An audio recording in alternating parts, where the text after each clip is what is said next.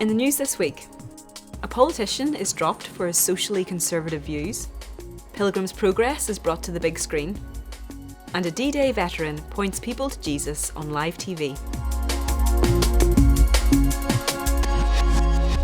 Hello. A Liberal Democrat candidate has been deselected, reportedly for expressing socially conservative views. Rob Flello was removed just hours after announcing his candidacy for Stoke-on-Trent South. He had previously represented the area as a Labour MP for 12 years. Mr Flello said he was deeply shocked and very disappointed. A Lib Dem spokesman claimed it only really became clear over the past few hours how greatly his values diverged from ours. It is understood this reflects his voting record on abortion and same-sex marriage. Mr Flello responded by saying that he felt utterly misled by the party, who claim in their constitution to acknowledge and respect the right to freedom of conscience. I am profoundly concerned that people of faith who adhere to their religious beliefs are not welcome in their party. A female prisoner who says she was sexually assaulted by a transgender inmate has filed a legal challenge. The unnamed woman is challenging government policy which allows men who say they are women to share women's prisons. Her challenge says there has been at least one other high-profile case of a convicted sex offender being moved into the female prison estate on the basis of their gender self-identification, and that prisoner having gone on to sexually assault female prisoners. She was later moved to a different prison, only to find that the man who had originally been convicted of rape had also been moved there. A new animated version of the Pilgrim's Progress has been released in cinemas. The classic allegory of the Christian life has been adapted to bring its truths to a new generation.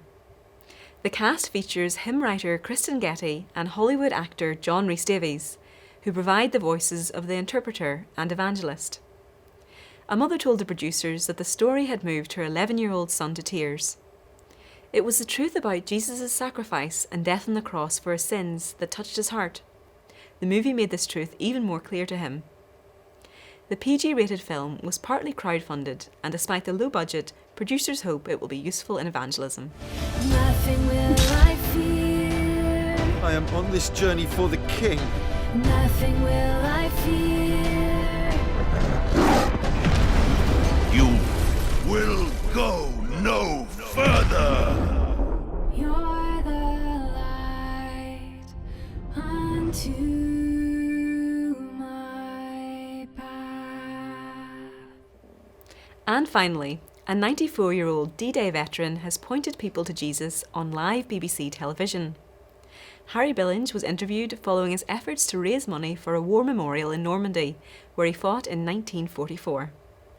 He spoke highly of King George VI as a God-fearing monarch who called for a national day of prayer during the Second World War.